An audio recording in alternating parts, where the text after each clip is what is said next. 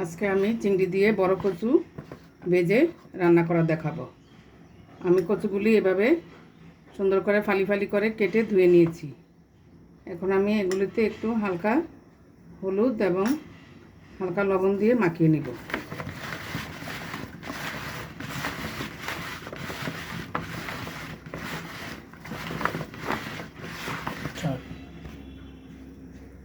মাখানো হয়ে গিয়েছে।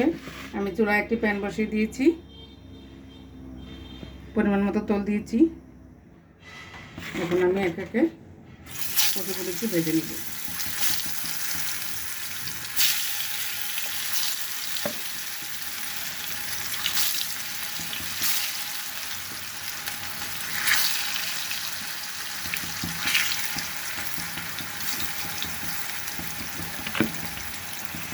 কচু ভাজা হয়ে গিয়েছে, আমি একে একে একটি পাত্রে তুলে নিচ্ছি।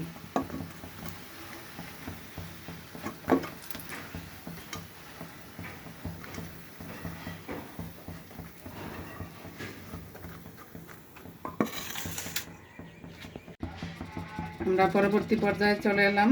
কড়াইতে প্যান বসিয়ে দিলাম। আমি কচু ভাজার যে তেলগুলি ছিল ওগুলি আমি এখানে দিয়ে দিয়েছি। এখন আমি একটু পেঁয়াজ দিয়ে দিব, সাথে একটু রসুন কুচি দিয়ে দিই।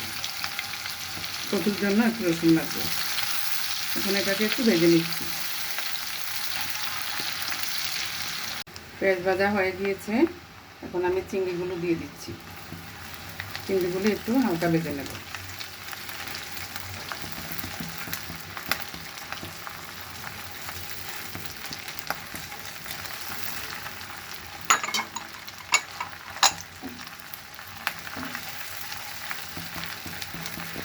চিংড়ি ভাজা হয়ে গিয়েছে, এখন আমি একটু পানি দিয়ে দিচ্ছি।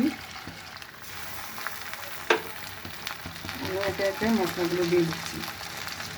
1/2 চামচ হলুদের গুঁড়া, 1 চামচের মতো মরিচের গুঁড়া, আর একটু 1/2 চামচ ধনিয়ার গুঁড়া।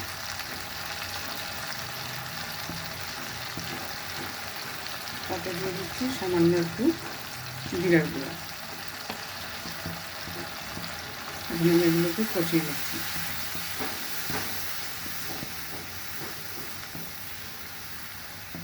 মশলা কষানো হয়ে গিয়েছে, এখন আমি একটু পরিমাণ মতো পানি দিয়ে দিচ্ছি।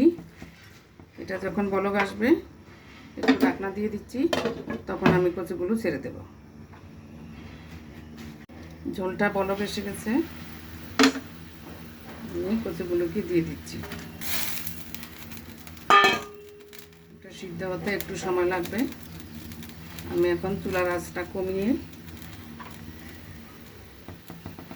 20 মিনিটের জন্য ঢেকে দিলাম। ফিরে এলাম 20 মিনিট পর। আমাদের কচুটা সিদ্ধ হয়ে গিয়েছে। এখন আমি উপর থেকে একটু ধনিয়া পাতা দিয়ে দিচ্ছি।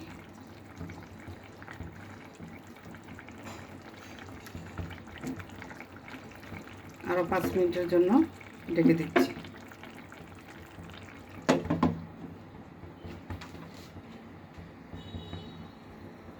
ফিরে এলাম 5 মিনিট পর।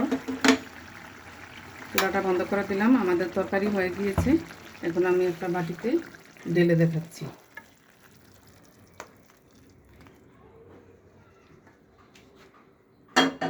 এটাকে আপনারা ভাত, রুটি এবং পরোটার সাথেও খেতে পারবেন।